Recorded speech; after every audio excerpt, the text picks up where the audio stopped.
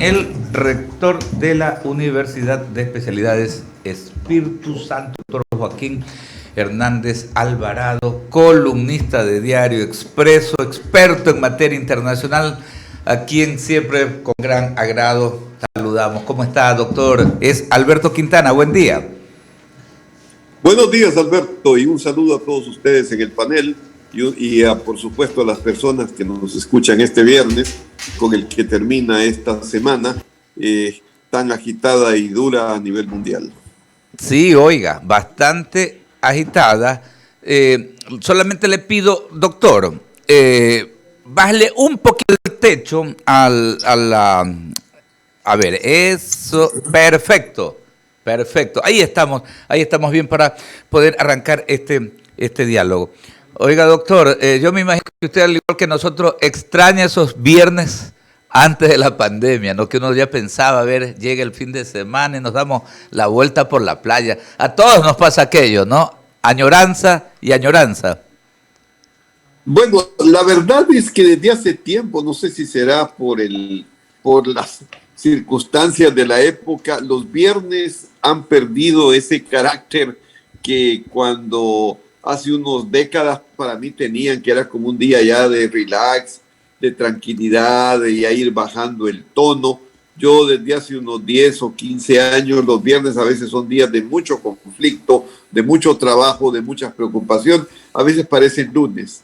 Así que en eso ya el COVID a mí ya no me ha quitado ninguna ilusión en ese sentido.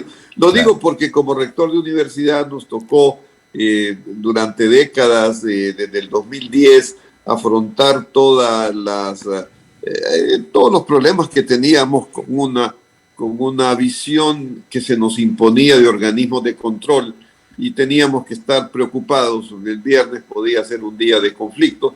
Y desde entonces siempre uno está presto y preparado como si fuera lunes. Y luego, obviamente, en el escenario internacional, cualquier cosa puede suceder cualquier día, como lamentablemente fue ayer en el aeropuerto de Kabul. Sí, y justamente hablamos de conflictividad y ese término nos lleva pues a meternos de lleno en la entrevista, ¿no? Qué lamentable, y me gustaría precisamente pues metiéndonos en este tema, hemos destacado un aspecto, ¿no? Si bien es cierto que fue la anterior administración gubernamental de los Estados Unidos, el presidente anterior, pues, quien precisamente asumió este compromiso de retirada, le tocó al presidente actual, al presidente Joe Biden, asumir tremenda responsabilidad. ¿Cómo leemos aquello? No hubo precisión, no hubo pues la debida sapiencia como para tomar las decisiones. Vuelvo y repito, siempre refiriéndonos al hecho de que ya había un compromiso de retirada de las tropas estadounidenses, pero vemos que ahorita todo es un caos. No solamente Kabul, la capital afgana, sino la mayoría casi la totalidad de las localidades pues de esta nación asiática, doctor. Ya, muchas gracias. Bueno, mire, yo creo que en este momento estamos partidos entre una visión más estratégica de qué es lo que ha significado esta retirada desordenada, como usted la califica, y trágica por los acontecimientos de ayer, más el dolor que da esas escenas realmente insoportables de la muerte y de la matanza de personas por estos dos atentados ocurridos en los alrededores del aeropuerto de Kabul. O sea, frente al horror de lo que pasa y la visión estratégica, que obviamente siempre es de más largo aliento. Comencemos por la segunda y después vamos a lo más actual, que es este horror que nos paraliza. A ver, en primer lugar, la gran pregunta y la gran sospecha y la gran preocupación que en este momento tenemos es si se acaba la hegemonía de los Estados Unidos como potencia a nivel mundial. Porque el fracaso en Afganistán es un fracaso que muestra la incapacidad de los Estados Unidos para manejar de acuerdo a objetivos que en algún momento se dijeron eran los que justificaban la intervención en Afganistán, que no han sido conseguidos. ¿Cuáles eran estos dos objetivos? Cuando se invade Afganistán era castigar a los terroristas y destruirlos para evitar a futuro ataques como el de las Torres Gemelas. Sin embargo, el día de ayer hemos visto que los terroristas de este grupo de Estado Islámico han hecho uno de los más feroces atentados contra la vida humana. En otras palabras, que el terrorismo sigue campante en Afganistán después de 20 años en que los Estados Unidos han invertido millones de dinero, han traído tecnología de punta y sacrificado vidas humanas, no solo de ellos, sino de otros países aliados y, por supuesto, de los mismos grupos afganos. Entonces, uno de los grandes objetivos de la administración Bush, que fue acabar con el terrorismo, liquidar al terrorismo, está en este momento muy fuerte y la prueba es que ha podido desencadenar. Entonces, este es un fracaso. Y segundo punto, que me parece sumamente importante, la influencia de los Estados Unidos en el Medio Oriente. Como nosotros nos hemos dado cuenta, la gran preocupación de Estados Unidos, estratégicamente hablando, en los últimos 20 años, ha sido el Medio Oriente, no América Latina. Entonces, en el Medio Oriente se ha guiado por tres grandes pilares que ha tratado de mantener: la estabilidad política, la defensa del Estado de Israel y el tema de los combustibles del petróleo. Todo eso está amenazado en este momento porque los talibanes han mostrado que los Estados Unidos no han podido mantenerse en ese país. Los informes de inteligencia con los cuales se basó el presidente Biden cuando decía que el gobierno afgano era capaz de resistir 6 meses y mantener a raya a los talibanes. Estamos hablando de 350,000 soldados afganos contra 70,000 guerrilleros talibanes. Ha resultado que no es cierto. No solo que no pudieron, sino que se rindieron inmediatamente. Más aún, los Estados Unidos no acababan de retirarse cuando ya todo Afganistán había caído en manos de los talibanes. Entonces, la visión, la inteligencia del Pentágono, los informes, ¿qué pasó con eso? Entonces, más allá de todas las explicaciones científicas, técnicas que se puedan dar, ¿cuál va a ser la lectura para todos los grupos irregulares, grupos islámicos radicales, e incluso aquí mismo en América Latina? ¿Qué pasa con los Estados Unidos? Como decía uno de los columnistas, uno de los analistas más importantes esta mañana en The Economist, estamos asistiendo al final del poder unipolar de los Estados Unidos en el mundo. Oiga, y eso es lo que queda, ¿no? Eso es lo que queda como lectura de todo esto que está ocurriendo, de todo esto que está anotando. Y antes de meternos en el tema de la limitación de los derechos, que ese es un tema social de tanto impacto, el hecho de que también incluso van a llegar acá, ya lo decía la ministra Alexandra Vela ayer, confirmaba, serían 5,000 integrantes de familias afganas. Antes de eso, ¿cuál sería la repercusión precisamente de lo que usted acaba de anotar, doctor? El hecho de la pérdida de la hegemonía, del liderazgo de los Estados Unidos.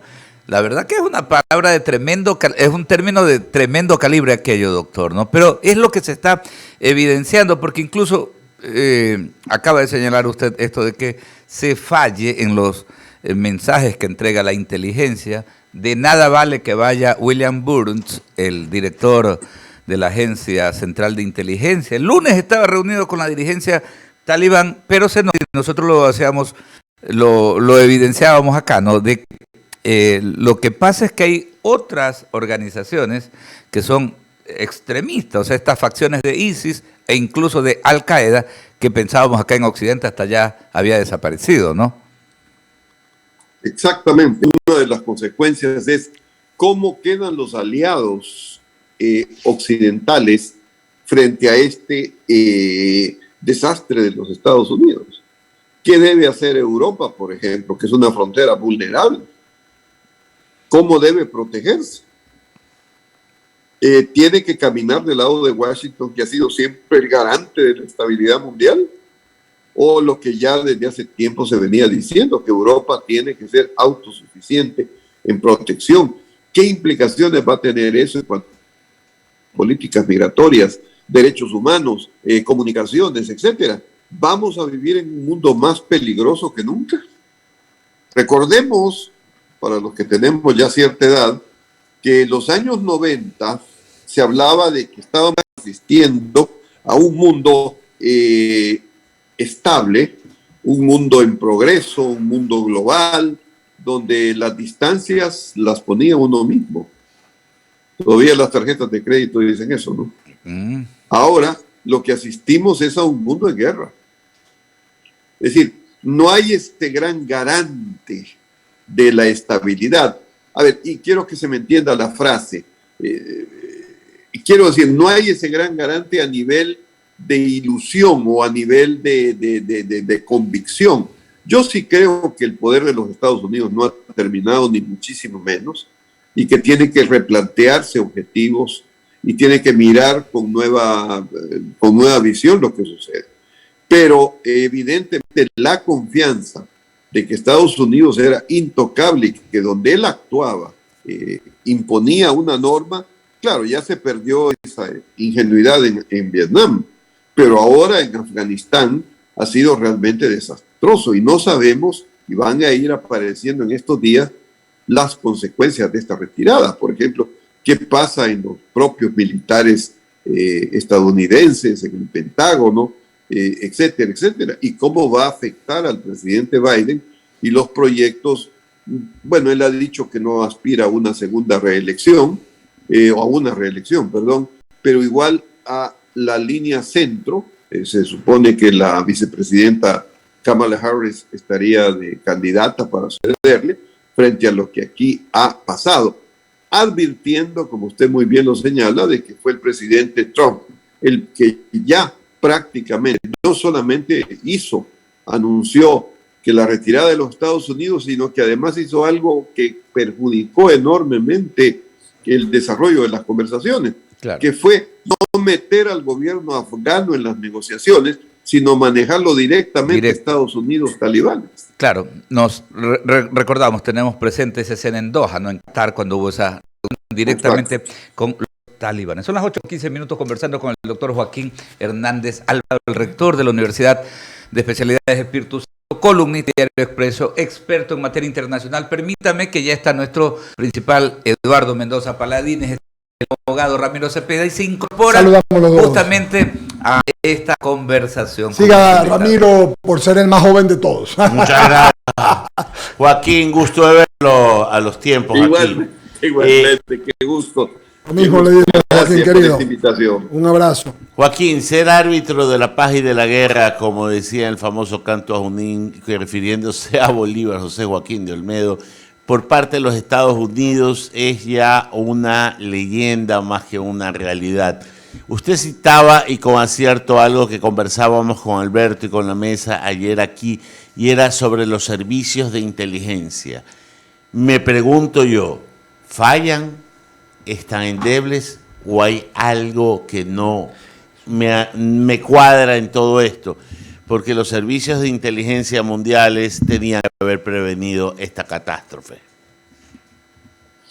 Bueno, a ver, yo creo que esto hay que tomarlo en dos momentos o en dos situaciones.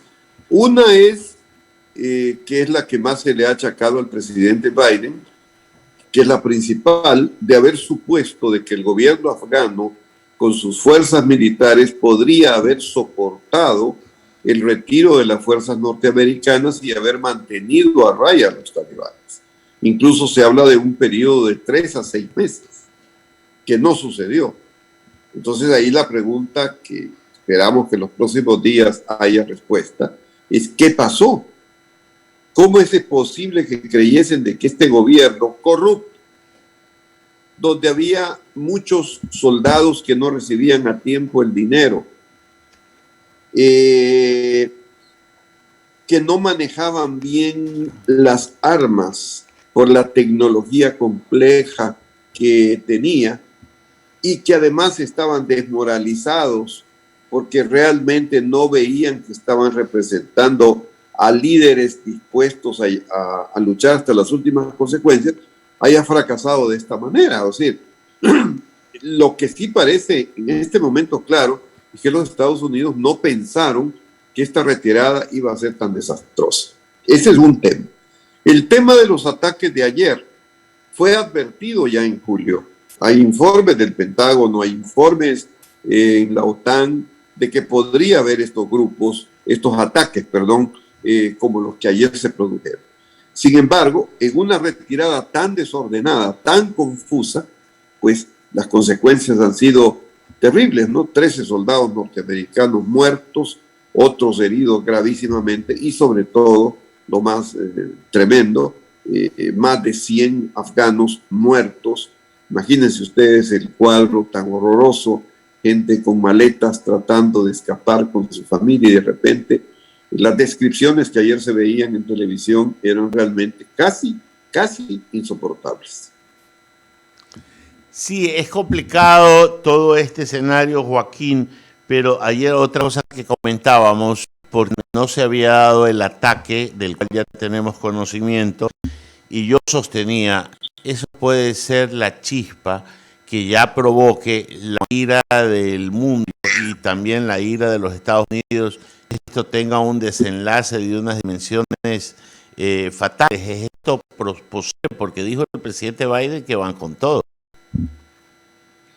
A ver, yo ayer le escuchaba a un ex agente de inteligencia de la CIA en un programa de televisión de CNN, y él lo que decía es que evidentemente, claro, Estados Unidos necesita tomar acciones de castigo, pero probablemente van a ser esas acciones quirúrgicas de alta cirugía, es decir, localización de blancos, como fue el caso de Obama Bin Laden, y ahí bombardeo o grupos de ataque que neutralicen, para utilizar una palabra técnica de guerra, a estos grupos. Ya una invasión de nuevo no la veo por ningún lado.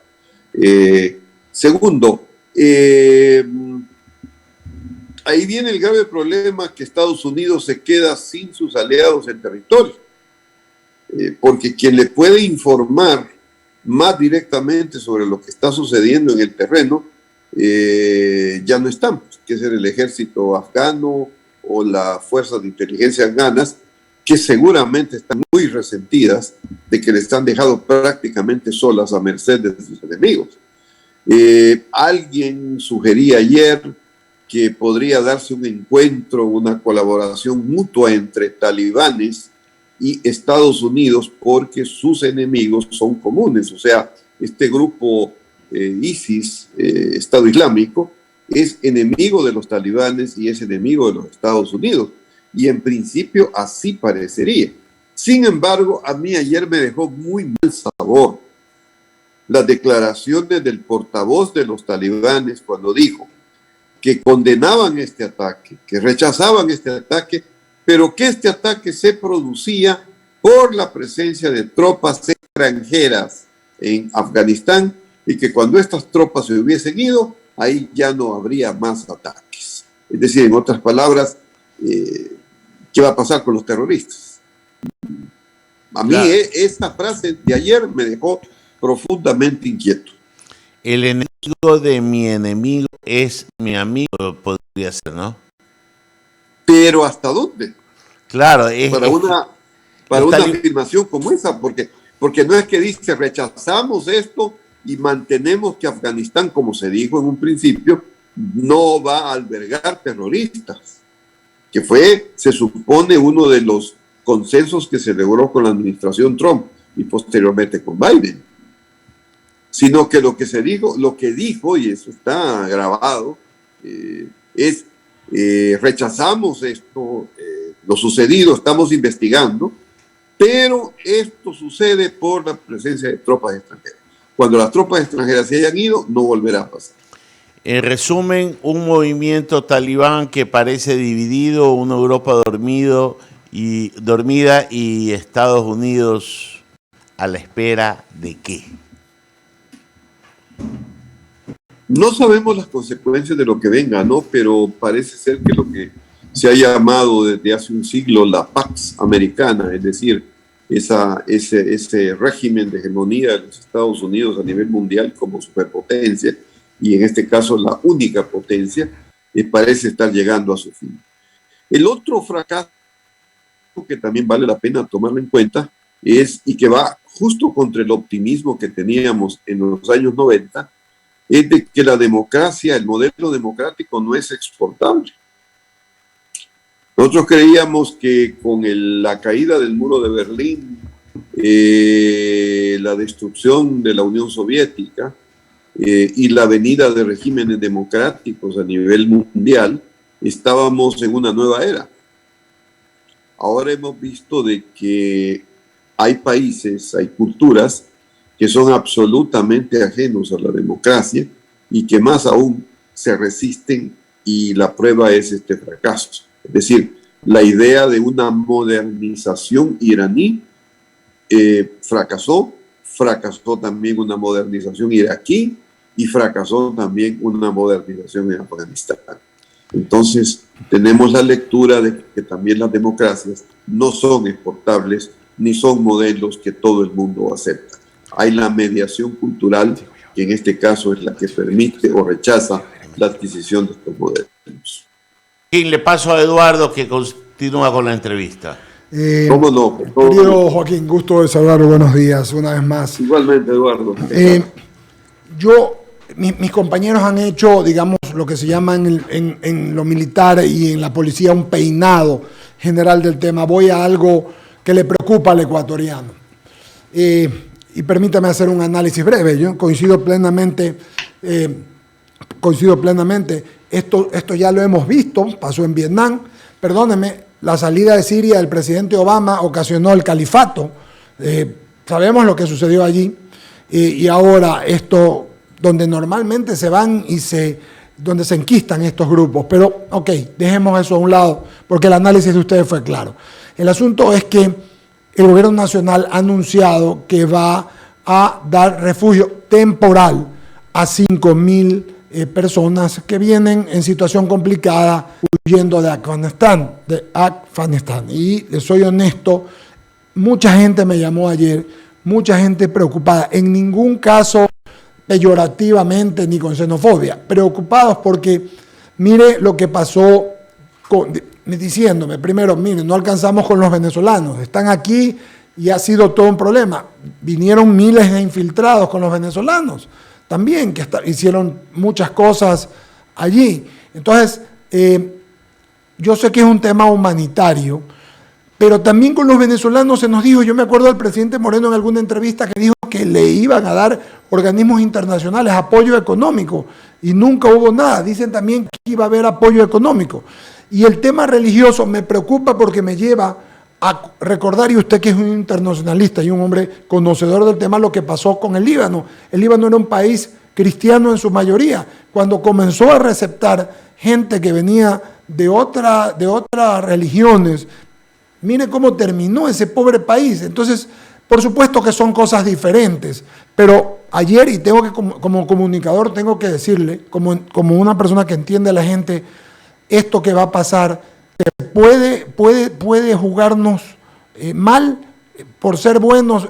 Hay un refrán que dice que todo comodido, perdóname la grosería, sale jodido, pero tengo que hacérsela.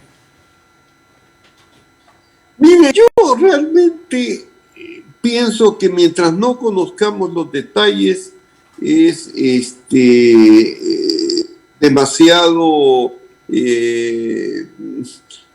aventurado decir si está bien o está mal. Y voy a decirlo. Por favor. A ver, primeramente, en el caso de los venezolanos, vinieron de todos lados en un desorden absoluto y no sé si el presidente Moreno realmente ya tenía un plan articulado de saber cómo esto se iba a manejar.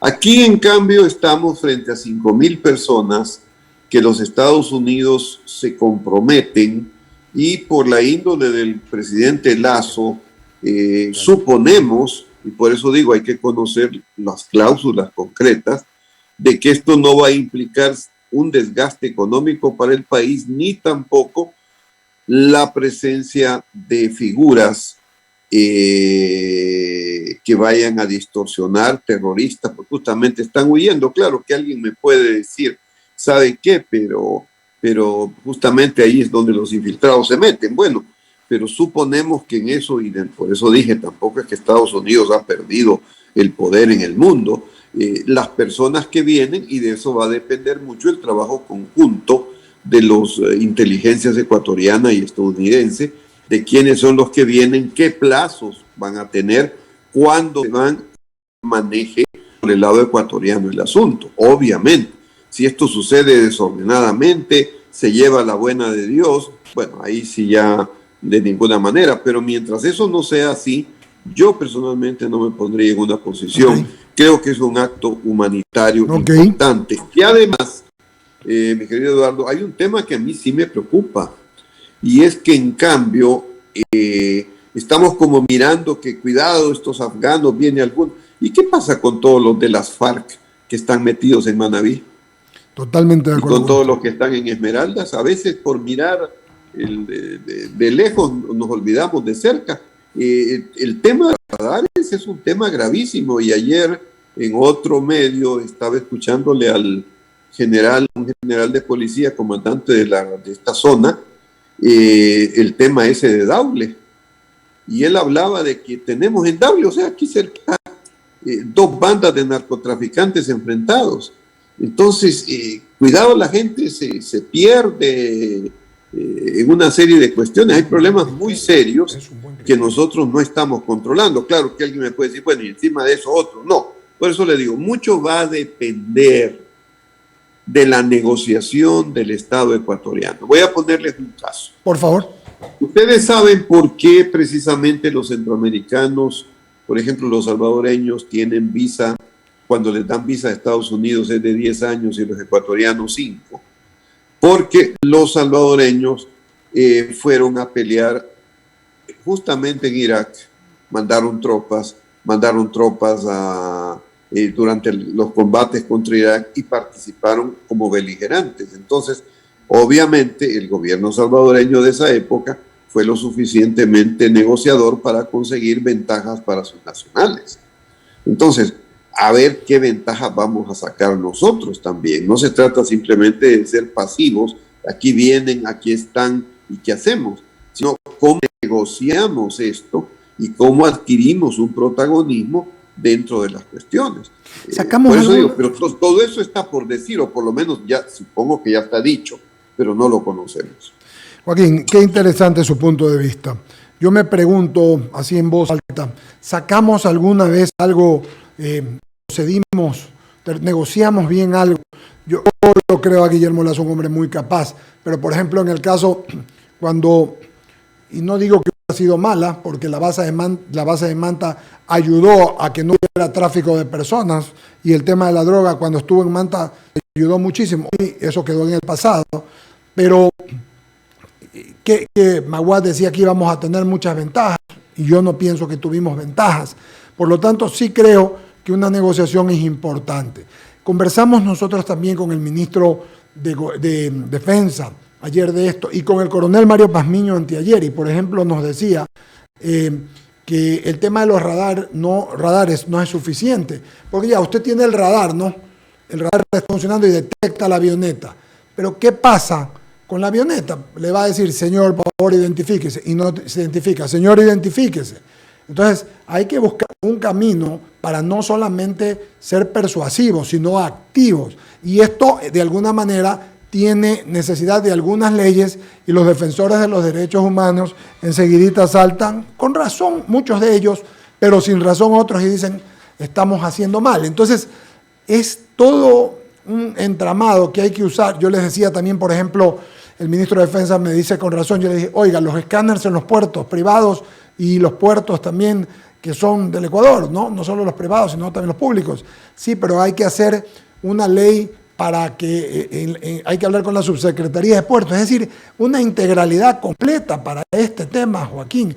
Y hay intereses en los mismos de mucha gente, mire que no hablo de los malos si quiero, intereses incluso económicos, diferentes tipos, que dicen, no, uy, yo no me quiero gastar esto, plantémoslo de acá, no hagámoslo de acá. Y el país es el perjudicado, mi querido Joaquín. Sí, no, evidentemente, y a nivel macro tenemos el problema de que nunca hay una política de largo plazo o estratégica y nos desgastamos siempre en el minuto, ¿no? Vea todo lo que despilfarramos con los combustibles en la época del auge de los commodities, 2010, 2016, 2018, 2017. Todo eso que pudo haber sido invertido en hospitales, que ahora tanto reclamamos y sufrimos, no se hizo nada, porque siempre vivimos atenidos al momento, a ver, a esto, a lo otro. Prefiero ahorrar, los típicos ahorros de cocinera vistos a otro nivel, ¿no? O sea, me ahorro 5 centavos aquí o $1 aquí y después a la larga en un periodo voy a pagar 7, por ejemplo. El tema del narcotráfico es un tema que si no se lo combate, ya Ecuador dejó de ser país de tránsito, es un país de consumo. Entonces, si esto no se asume culturalmente quiere decir que como se suele ahora en términos, que haya un relato legítimo, creíble, que explique lo que está pasando y que a la gente le quite la ingenuidad de creer que vive en el Ecuador de 1980, 1990. Es otro Ecuador que va a traer problemas, porque de lo contrario, la seguridad de cada uno de nosotros, que es una preocupación, va a estar cada vez más en peligro. Entonces, pero se necesita un líder que le haga reflexionar a la gente y que por supuesto tome las medidas, y que sí, habrá quienes digan que hay problemas o esto, habrá que explicarles, pero en último término, confrontarles con los hechos, a que se den cuenta de que realmente esas posiciones son absolutamente indefendibles, salvo que haya intereses protervos, como decía el doctor Velasco Ibarra en sus famosos discursos. Agradecerle al doctor Joaquín Hernández, querido amigo internacionalista, mandarle un abrazo y pues seguiremos conversando.